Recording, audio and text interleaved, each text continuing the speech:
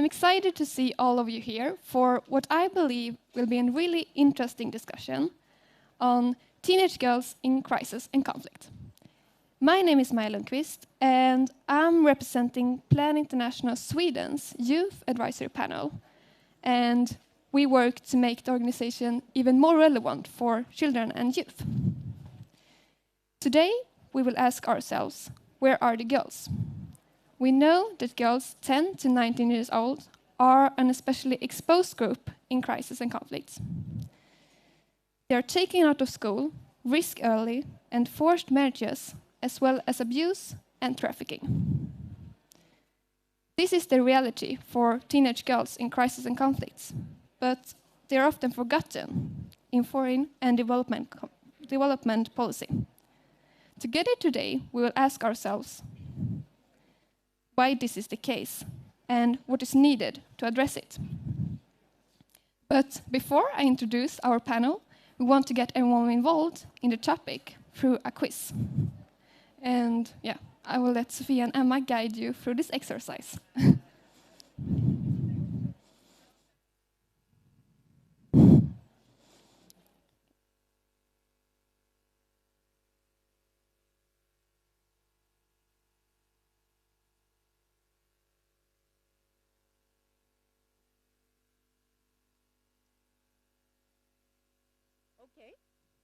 So please take up your phones and log into menti.com and use the code, which you see here on the screen, 734536. Okay. Has everyone logged in?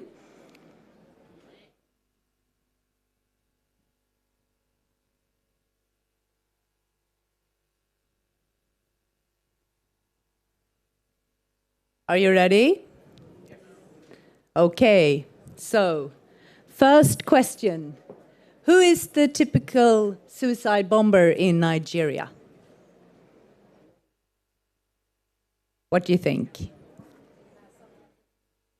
Male, do you see the answers? You see male 25 to 34 years, boy 7 to 15 years, and girl 12 to 17 years. What do you think? Are you ready? Okay. Wow, you were right. Girls, 12 to 17-year-olds. Right, next question. In conflict-affected countries, 28.5 million children do not attend primary school. What percentage of them are girls? 35%, 55%, or 70%? What do you think? Everyone? Are you ready?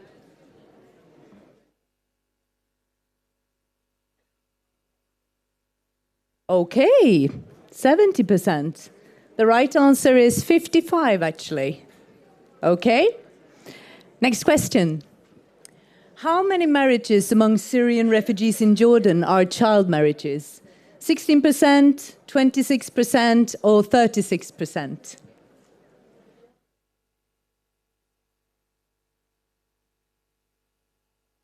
Ready?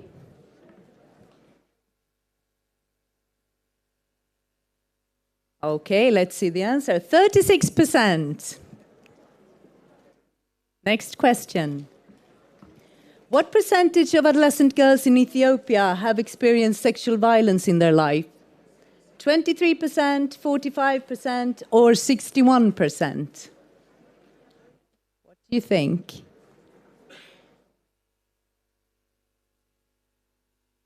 Ready? Okay, 45% is the majority of your reply, and that's the right question. Good. Next. Which group is most likely to commit acts of sexual violence against adolescent girls? Parents, relatives, or friends, neighbors, or intimate partners?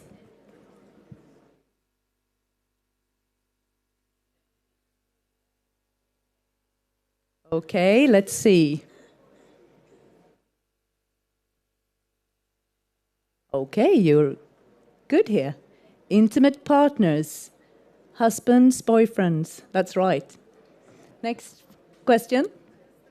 Oh, that's the last one. Sorry. Good.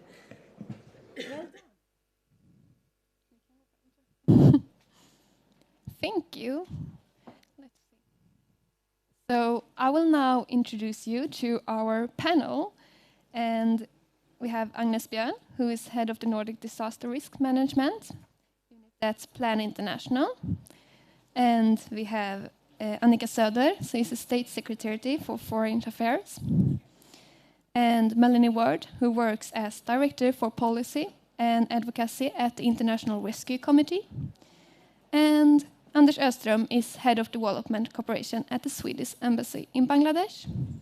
So welcome, everyone. So let me start with discussing the problem. And I start with a question to you, Melanie. Where can we find the teenage girls and what is happening to them in crisis and conflicts? Yeah, so for most of us, adolescence in our teenage years is a chance for us to expand our opportunities, our horizons are growing, we're developing our sense of identity and where we want to go in the future. But for many adolescent girls across the world, it's actually a time when their world shrinks. And that sense of optimism that they should have too often gives way to harmful norms and too often to gender-based violence. So we know today that there are around 500 million adolescent girls affected by conflict and displacement, and they're in every crisis and conflict across the world.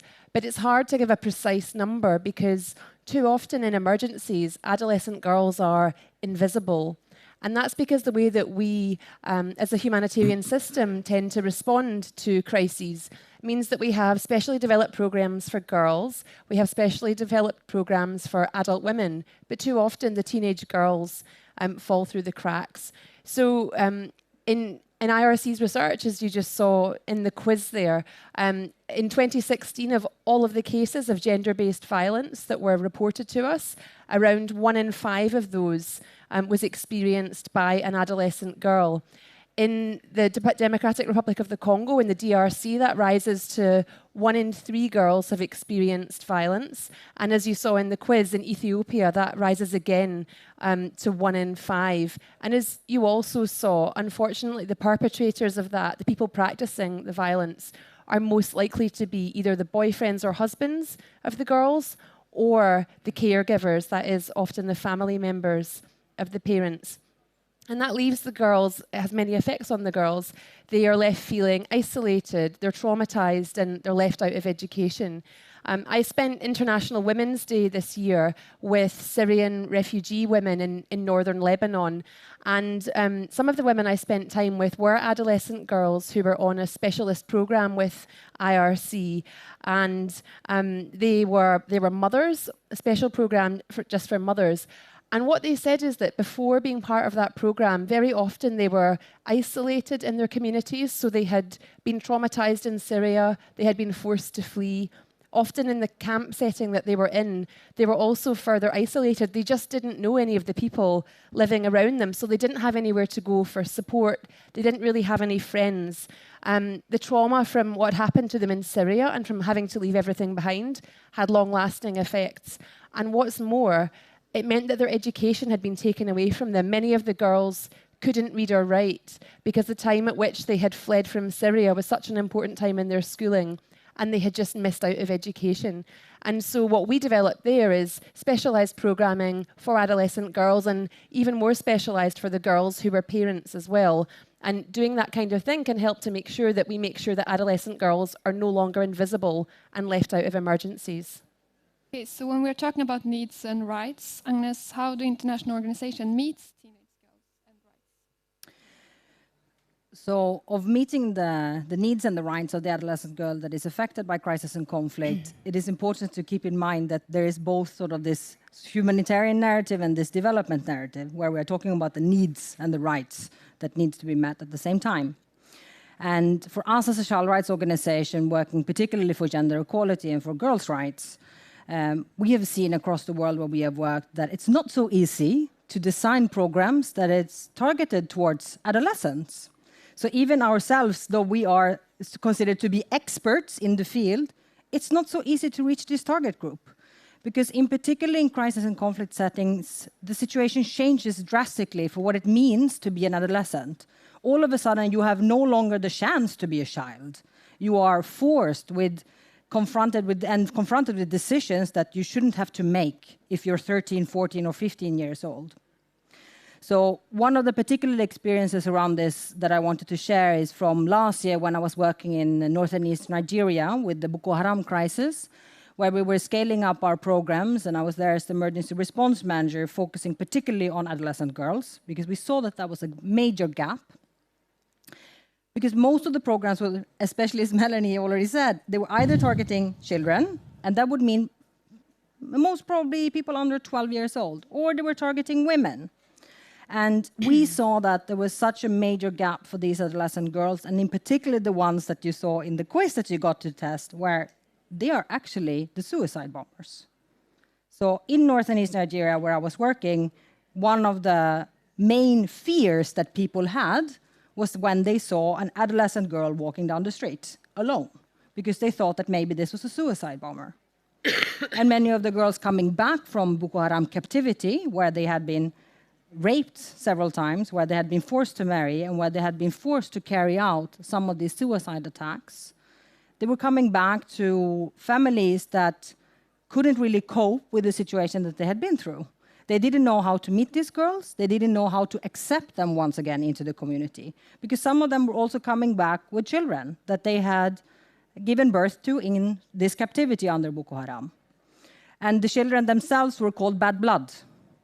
So what we saw was the major need for these adolescent girls was, first of all, for them to receive psychosocial support that was targeted towards them, also to get back into school, and to find another type of living that also would treat them as children again, that would give them back a little bit of their childhood and their opportunities for the future. And thirdly, of course, work with the communities and the families to support them and make a sort of a safe zone around these girls to make sure that they also could reintegrate into the communities coming back from captivity. So that's just one of the examples of how important, but also how difficult it is to actually meet this particular target group, that we also need to be flexible and adapt the way that we do programming. Yes, and to the Swedish role, how can Sweden, Annika, I'm talking, how can Sweden contribute to a world where teenage girls can live safe and free from violence? As Agnes said, very often adolescent girls they fall between the cracks. But I would like you to know that when we work with the feminist foreign policy, rights, resources and representation, we also see the young woman as a major target for that policy. In today's world, we have a lot of backlashes when it comes to rights, democracy, authoritarian men taking more and more power. And then it's more important than ever also to work with the norms and set the standards. And this is what we're doing during our Security Council presidency. On Monday, hopefully, we will have a new resolution on children in armed conflict with a gender perspective, with accountability and trying to deal with impunity. And words on a paper are only words on a paper, but if we can uphold words like this and the Women, Peace and Security agenda that we're also enforcing in the Security Council, civil society, well-meaning governments like the Swedish government and others can hold perpetrators accountable. So that's one aspect. The other is to look at the humanitarian and developmental aspects in the conflicts that we work with. And this is for SIDA, of course, our development agency, but also, again, the foreign policy needs to support endeavors by the United Nations and by civil society organizations to see to it that local communities recognize the special needs of young women and also see young women as actors that can actually contribute to building the society. And I can go on forever, but just to give have a first go at this. And Anders, you work in Bangladesh. Can you tell us about the situation for teenage girls? Yeah, I mean, just a little bit background about Bangladesh to start first. Thank you for inviting me here. It's very nice to have the chance to talk about this important area and issues. I mean, as you know, Bangladesh became an independent state back in '71. There was war, starvation, cyclones, 3 million people died, so it's quite a new nation. And there today we have 160 million people on an area that is one third of Sweden's area. On top of that, there has been an influx during the last years of about 1 million refugees from Myanmar. So they have a situation. On top of that, Bangladesh is constantly stricken by cyclones, monsoons, it's flooding in the north, cyclones in the south, and land is the big issue here. And I will come back to that, how land affects all these things. And as you know, maybe you know, but we've been present there ever since independence, even before that, and we've done a lot of efforts about this. I'll come back to that too. But the point is that the most debated and biggest problems today for the adolescent girls is the child marriage and sexual harassment. And a young girl is unfortunately often seen as a burden for the family in this highly patriarchal, unequal society, which is of course not good. And there is also a general notion that the sons in the family would like to look after their parents, etc. But then parents many times feel that they have to protect their daughters from sexual harassment and so on. And this is one reason, for example, why they get married very early. I mean, and this is, how can we say that? On top of that, we have the sexual harassment. Like 8 out of 10 young women has been sexually harassed in Bangladesh. I met a lot of these young girls in some places I've been and so on, and many of the programs that we are working with and other donors are fantastic, but they still say that there are a lot of bad boys here, and this is what we don't like. And this are talking about the Bangladeshi girls. Then we have the refugees who is coming from as I mentioned, from Myanmar, and they have these horrifying stories that I don't want to talk too much about here because it's so bad that what these girls and boys has gone through, and the adults too. I mean, brothers and sisters has been killed and raped and whatever. It's like never ending. But the point is, we are doing a lot for these young girls and boys also in the refugee camps, because many times they lost their families and they have a situation. So we're trying to create a lot of possibilities for them, child-friendly spaces and women-friendly spaces and so forth. But we can say that there is definitely social bias towards males, both in the Rohingya community and also in the Bangladeshis.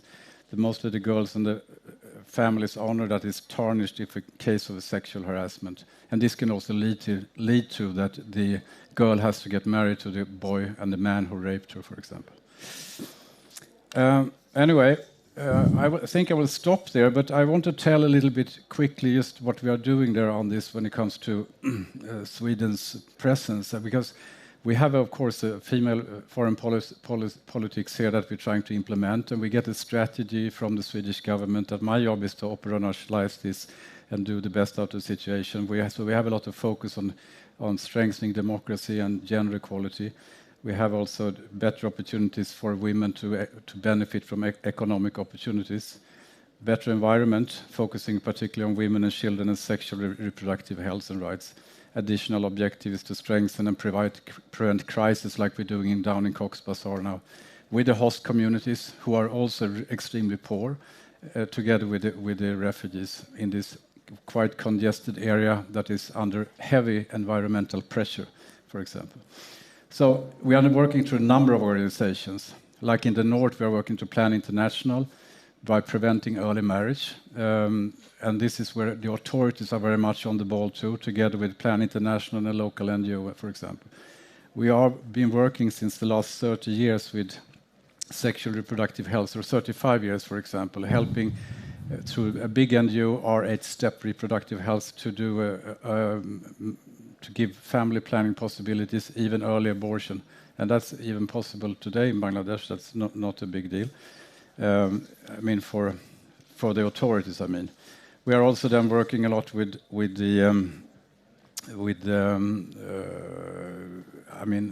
helping everything to UNFPA, for example, midwifery training quite a number of young women to become midwives. And again, more focus on the sexual reproductive health. Last example I want to say is about water aid in the slum areas in Dhaka, where they have done a fantastic job with the organization Water Aid. And that is a lot of focus on adolescent girls and boys also, building toilets in the slum areas, in public areas, mobilizing young girls, how they can talk about their problems. A lot of focus on menstrual hygiene, for example, because there's a lot of embarrassment for them sometimes, and trying to have safe toilets, safe places for them where they can be and so on. So there's a lot of things going on, and I'll stop there. Thank you. Thank you. So thank you for describing the problem. And now we have to move on to potential solutions. And Agnes, what are the most important lessons learned for future work with teenage girls in conflict settings?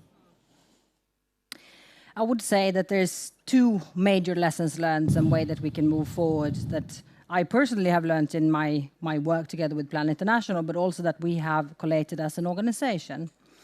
And the first lessons learned that I want to highlight is that we really need to listen and talk to the adolescent girls and take them seriously.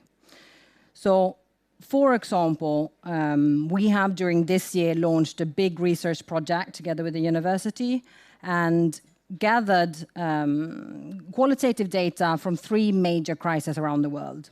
The first one is the South Sudan crisis. The second one is the Rohingya crisis that Anders just mentioned as well, where you have Rohingya refugees coming in from Myanmar into Bangladesh. And the third one is the Lake Chad crisis, where Boko Haram is sort of the main reason of this crisis. And the reports that are coming from these girls is, first of all, that no one has ever talked to them. So now they actually get a voice to express their needs and their rights and all their concerns. And secondly, if we know what they are actually experiencing, we can act. But if we don't know anything, we can't really act in the right way. So I wanted to bring out 2 main results from these reports that we've had. And they are quite disturbing, I have to say. One of them, for example, is that in the Rohingya crisis, the adolescent girls that are living in the refugee camps there, 38% of the people that we asked of these girls, they feel unsafe to even move outside of their tent. And now we're talking about a refugee tent. It's like a very, very small confined area. So even just moving around in that small community is unsafe. Secondly, of all the girls that we interviewed in South Sudan, it was 1 out of 4 that reported that they had considered suicide in the last year. So, I mean, these 2 things is something that we need to know so that we can act upon it, that we can design programs and we can meet the needs of these adolescent girls. So that's the first one. We need to listen so that we can act. If we know, we can act and we can do a good job. Secondly, is one of the major lessons learned that we have seen is that we need to adapt the way that we do programming to meet, in particular, adolescent girls. And here I want to share a very practical example of this. I am one of the people who have been working with the Syria crisis on and off for the past 7 years. And this is not something to be proud of, to be honest, because basically it means that I was part of the first tranche when we started, and we thought that it was just part of the Arab Spring.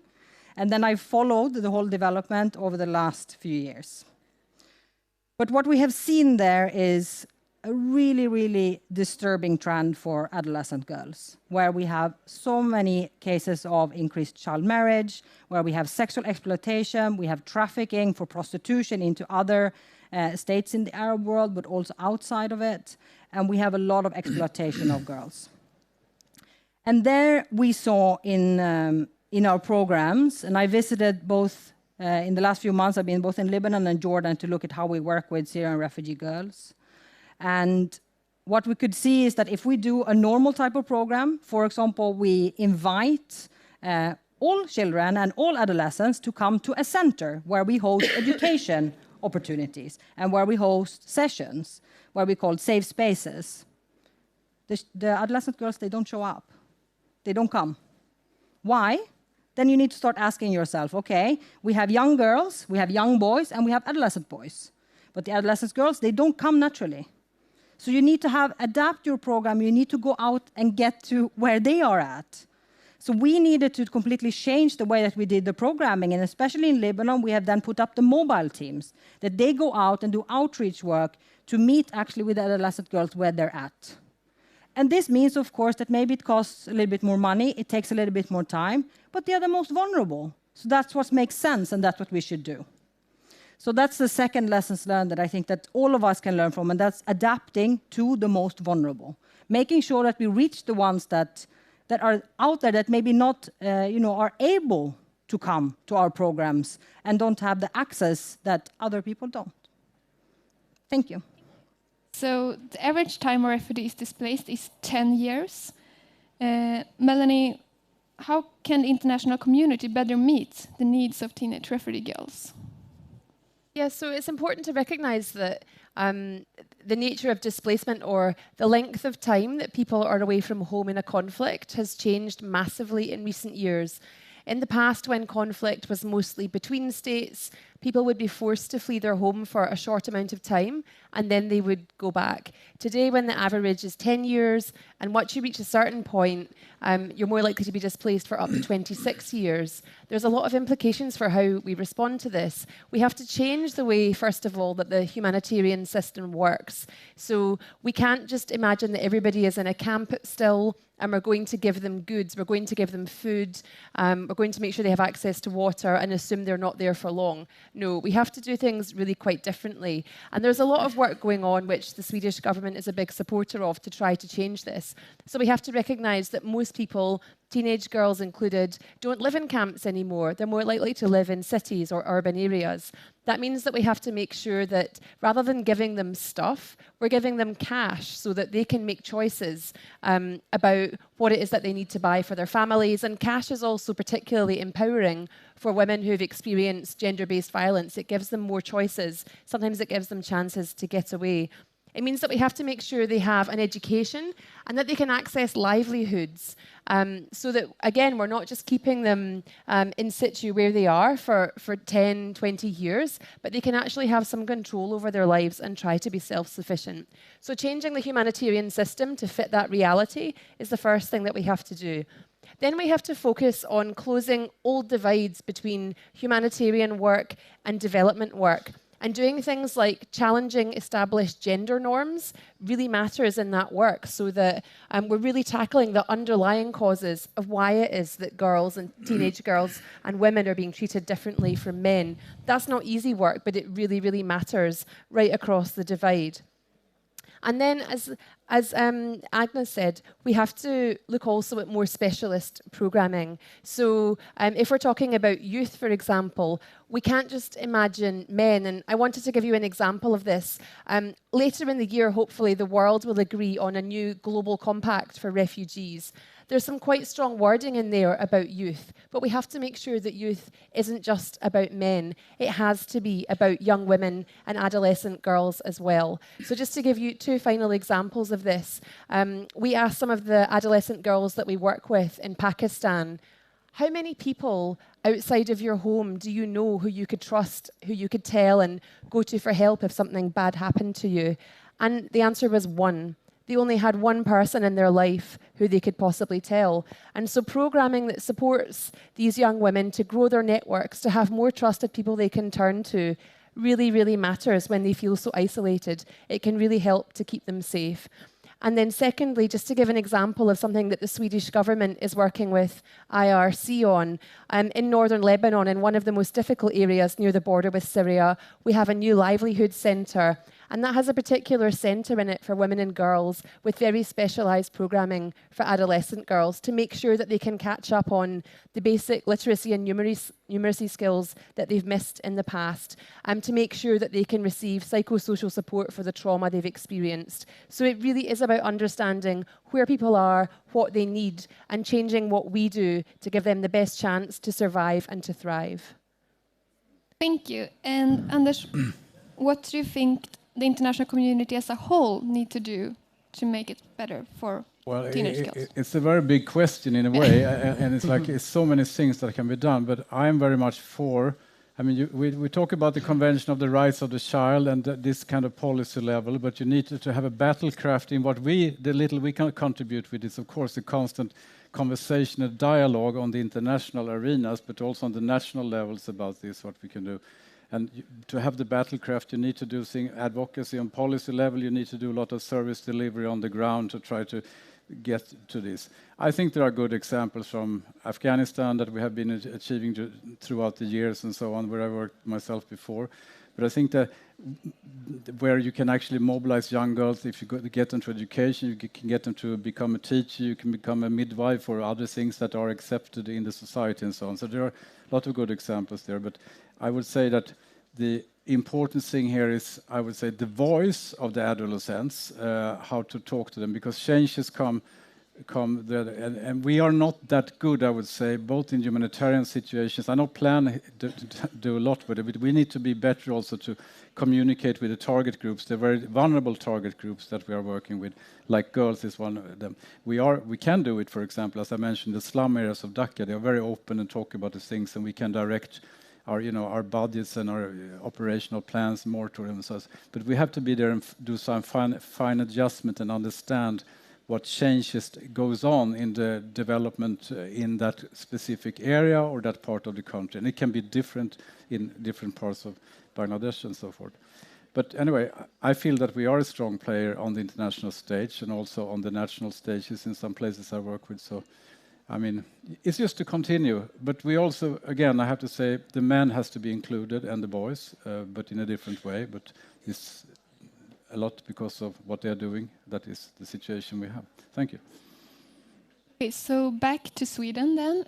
Annika, how does the Swedish feminist foreign policy address the needs and rights of teenage girls in crisis and conflicts? As I said before, we build on the rights, the resources and the representation, but also the fourth R, our fourth R is results.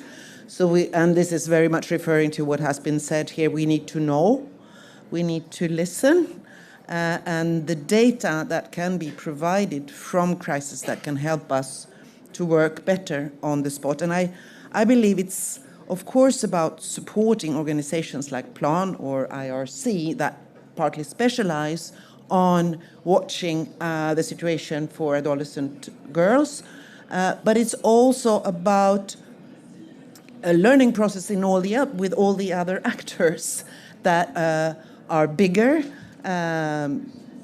the High Commissioner for Refugees, UNICEF, many humanitarian actors that need to have gender sensitive and adolescent girl sensitive programming, because a few specialized organizations cannot reach out everywhere. Our idea with the feminist foreign policy is to give voice to women's organizations, activists, to girls, and we will have a girl briefer at our Security Council meeting on Monday on children and armed conflict. It's a small contribution, but we also built this on personal knowledge. Actually, our foreign minister is now going to the Lake Chad region. That's why she's not here. So she's going there to see with her own eyes. We spoke about Cox's Bazar and the situation in Bangladesh with the refugees from Burma, Myanmar. We need to see that with our own eyes as well, so that we that work on the norms also have a first-hand insight on what is needed. Basically, speaking about Syria, as Agnes was referring to, we thought it was part of the Arab Spring. Then it evolved to a national conflict, a regional conflict with major players, and now it's a world conflict on its 8th year. So in order to avoid more situations where the situation of children, of adolescent girls, boys, men and women are deteriorating, like in Syria, we need to stop the wars, because we now see a backsliding when it comes to people exercising their rights. Yes, so thank you very much. And to anyone that wants to answer here, what is the impact of the global gag rule on teenage girls in crisis and conflict settings? First go. So the gag rule or the Mexico City policy, as many of you might have seen, President Trump signing a couple of years ago, has had a major impact, I would say, on our ability to work as international organizations. It is having a major impact also on particularly adolescent girls and, of course, women in that sense. Because it restricts organizations to work on SRHR, it restricts the access to SRHR services, and it has basically crippled the system that we have built for many, many years. And despite the fact that as Plan International is not a medical organization, but we do work with the impacts and we see the consequences that it has when especially abortion care is completely cancelled or you cannot talk about that, which then leads to not getting funding from one of the major donors in the world, which is the US. And one of my sort of personal experiences of this is when I worked in one of the refugee camps in Tanzania, in Western Tanzania, where there's Burundian refugees. And there were so many of the adolescent girls that participated in our sort of safe spaces and child-friendly spaces that either got pregnant and tried to find alternative abortion care or actually took care of it themselves in sort of traditional ways and couldn't find any information or safe access to clinical care in that sense. And they came to us. So they didn't even feel like they had the possibility to reach out to the clinics that were in the camps because they didn't feel A, that it was safe to talk about it, and B, that there was any specialized care for them there.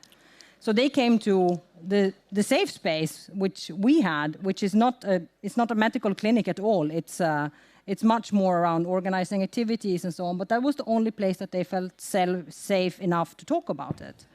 And we, on the other hand, had not so many places to refer them to. So what we could do was feeling, very crippled in this situation of, we know that there is a better way, but we can't do anything. And that's, of course, something that we hope will change in the future. And we know that Sweden has been a major player in this and is supporting us as organizations of trying to create for a political change as well. And related to this, I just wanted to finalize also with saying that I do see that there's hope. Because one of the things that we are now prioritizing as an organization, and actually thanks to Swedish funding through SIDA, is over the next 3 years, we will lead the development of new global guidance on how we will work with adolescents in emergencies. And then we get to influence some of the bigger players, because this is done through the protection cluster, and work with all the UN agencies, as well as with IRC as one of our sort of co-working partners. And if we have more initiatives around this, we can actually create change and try to do better in the end to meet the needs and the rights of the adolescent girl. So Thanks. please, just a little bit short, please share what you will take away from this discussion. Just, yeah. Anyone? Well, I wait 1 minute, please. Thank you. Can I say a few Yes. words about the gag rule? We fought the gag rule when the Bush administration introduced it about 12 years ago. We mobilized 165 countries against that gag rule at that time.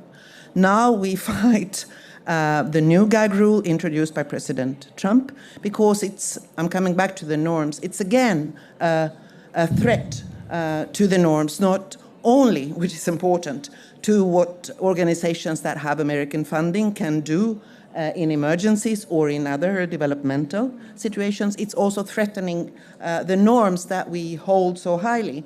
As you may know, there are 25 million unsafe abortions happening every year, and this will grow, and this will certainly affect young girls if we are not able to step up both on the normative side to fight this ruling, but also to step up when it comes to supporting organizations that feel very much threatened by the gag rule. And this is also part of what I said before, that we have a lot of men, authoritarian leaders that have pushed the issues that we really need to care for in society. They have pushed them away, and we need to put them at the center again.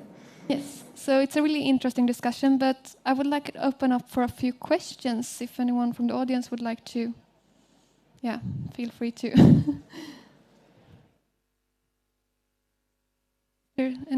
Yes? Where's the mic? No one go.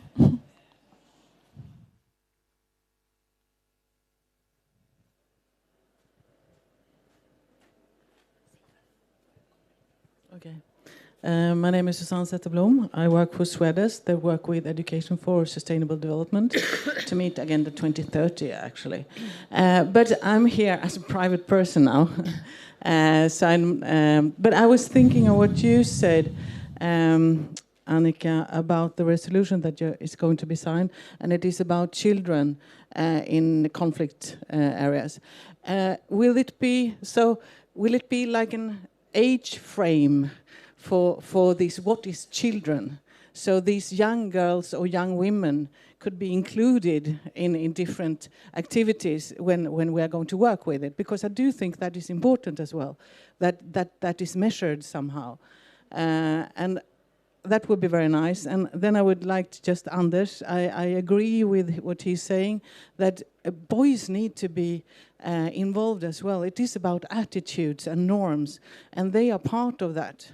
So to work with boys as well, to change attitudes to what girls or young women are, that would be great. That was just 2 reflections I did. Thank you. Yeah, you can start. When it comes to the Security Council resolution on children and armed conflict, it builds on the Convention on the Right of the Child, which has the age limit of 18. And there is also a gender perspective included in the resolution. Well, I want to just reflect on what to take away from here. I mean, there is definitely a mountain to climb here when it comes to challenges here. But I mean, again, we are doing development assistance. We can only contribute with that much. But the important thing is that we do talk about these issues like human rights in general with the other donors who might have different agendas and so on. But we do that a lot. But I have to say, we need to have a more frank dialogue. And sometimes it's, working in an embassy is not that easy. You can have a certain conversation in the country, but sometimes it's easy to have that conversation on the international arena, on the global arena, where people are so it's a different dialogue. But that's why we have a foreign ministry, that's why we have embassies and so on, and other organizations who can do that. But we need to have more, maybe focus that dialogue, so saying what can we do on this level, what can we do there, to have the better battlecraft as I talked about here. But I think that we need to be more frank in the dialogue, because it's not acceptable what is going on. Thank you. Thank you. Just a very positive example that I wanted to share around this engaging boys and men, and that I see as a positive trend, not just within my own organization with Plan International, but also within the sort of international community as a whole. And that is because crises are becoming much more protracted, we are also looking at how can we integrate and adapt our development type of approaches and tools to more protracted crises. For example, one of our biggest programs that we have globally is what is called Champions of Change, which is a masculinities program. It's about how do you engage boys and men into actually becoming gender champions for gender equality and actually building a better future for themselves as well as for their fellow girls and women. And we are looking now in the Middle East of how could this be adapted to a protracted crisis, because as we all know, it's not just a 6-month crisis or 1-year crisis. People live in this type of context for many, many years. And that is a positive trend that I've seen outside of my own organization as well, of where we are trying to take some of the more developmental approaches of looking at both policy change, but also normative change, and see how can we do that in protracted settings as well. A really quick comment. Yeah, just adding to the points about working with boys and men.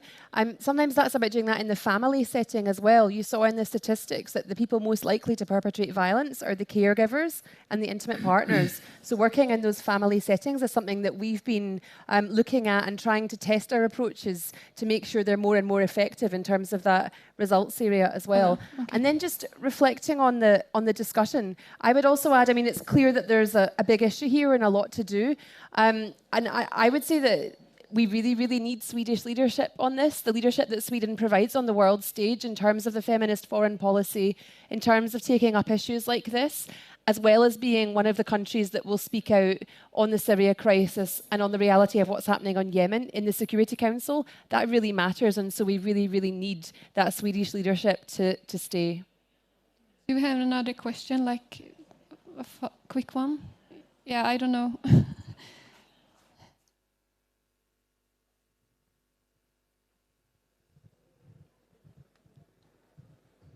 Hi, my name is Jacob Trollberg, and I've been working with the SDGs, the global goals. And I have a question, which is, are you using the targets for the sustainable development? Because in all of these conversations, I hear so many opportunities for collaboration.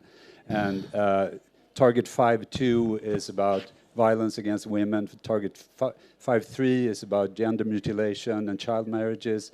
Target 6.2 is about building toilets.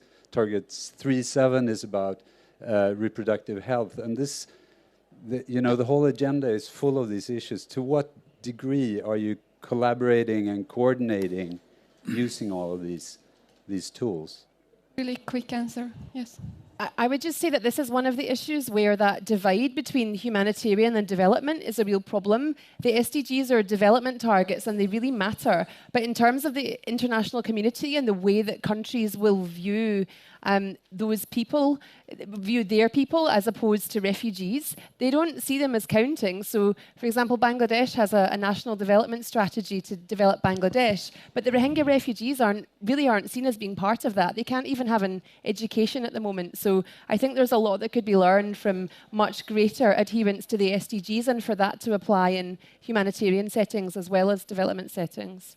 We now need to wrap up our discussion, but you can continue the conversation off stage. So I want to thank all the panelists who been here today. It was a really interesting discussion. And I also want to say a big thank you to the audience. And as I said, we can continue the conversation off stage. Thank you. Thank you.